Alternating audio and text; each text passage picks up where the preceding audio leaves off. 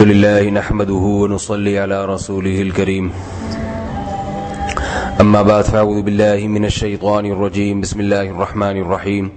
ولله على الناس حج البيت من استطاع إليه سبيلا ومن كفر فإن الله غني عن العالمين۔ ایک بہت بڑا کبیرہ گناہ ہے حج فرض ہونے کے باوجود ادا نہ کرنا۔ قرآن مجید میں اللہ تعالیٰ کا ارشاد ہے اور لوگوں کے لیے اللہ کے لیے لوگوں پر لازم ہے کہ وہ بیت اللہ کا قصد کریں، اور یہ حکم ہر اس شخص کے لیے ہے جو بیت اللہ جانے کی طاقت رکھتا ہو، اور جو بے پرواہ ہوگا یعنی اللہ کے حکم سے سستی کرے گا، کاہلی کرے گا، اپنے آپ کو مستغنی سمجھے گا، تو فرمایا کہ فإن اللہ غنی عن العالمین، اللہ تمام جہان والوں سے بے نیاز ہے، اسے کسی کی پرواہ نہیں،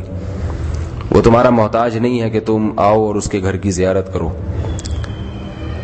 یہ بہت بڑی دھمکی ہے۔ حدیث میں آتا ہے رسول اللہ صلی اللہ علیہ وسلم نے فرمایا جس شخص پہ حج فرض ہوا اور اس نے حج نہیں کیا اور حج کیے بغیر مر گیا تو مجھے اس کی کوئی پرواہ نہیں، چاہے وہ یہودی ہو کے مرے چاہے عیسائی ہو کے مرے۔ تو اسلامی ارکان میں ایک چوتھا رکن ہے حج کرنا۔ عام طور پر لوگ حج فرض ہو جانے کے باوجود اس میں تاخیر کرتے رہتے ہیں،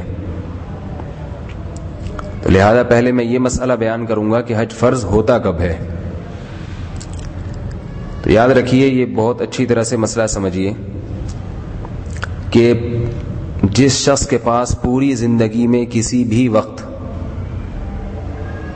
ضرورت سے زیادہ سامان اتنا جمع ہو گیا ہو جسے وہ بیچ کر حج کے دنوں میں درخواست جمع کر سکتا ہو، تو اس پر اس سال حج فرض ہو جائے گا۔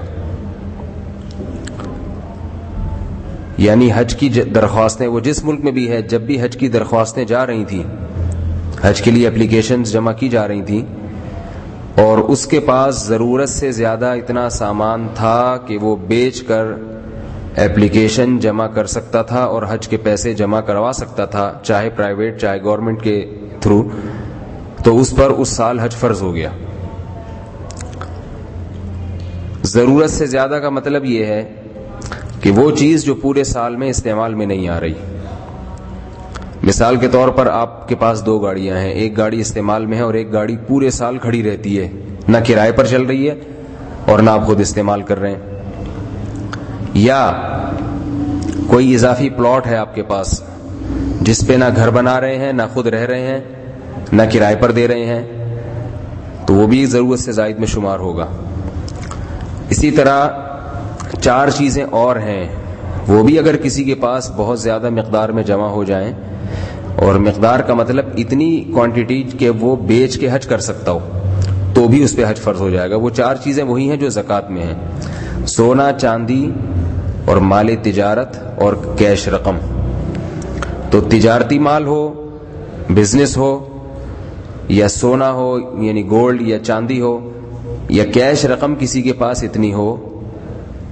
کہ قرضہ جو اس کے اوپر ہے وہ اگر مائنس کر کے وہ دیکھا جائے اور اتنی رقم بچ جائے کہ وہ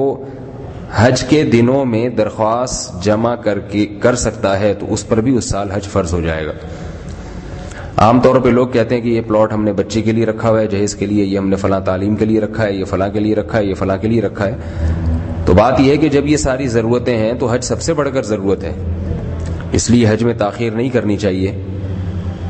اور عام طور پہ یوں سمجھا جاتا ہے کہ حج کرنا بوڑھوں کا کام ہے، کیونکہ وہی لوگ حج پہ جاتے ہیں جو ساری ذمہ داریاں نمٹا کے سارے کام کاج سے فارغ ہو چکے ہیں، تو کہتے کہ چلو اب حج بھی کر کے آ جاؤ۔ یہ 100% غلط نظریہ ہے، غلط تصور ہے۔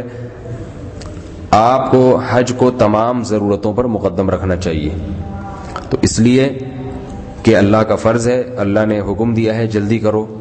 اور اس لیے بھی کہ حج انسان کی زندگی میں بہت بڑی تبدیلیاں پیدا کر دیتا ہے۔ کتنے لوگ ہم نے دیکھے ہیں جو حج کرنے کے لیے گئے اور اللہ نے ان کو وہاں سچی پکی توبہ کی توفیق عطا فرمائی، پوری زندگی بدل دی ان کی اللہ تعالیٰ نے۔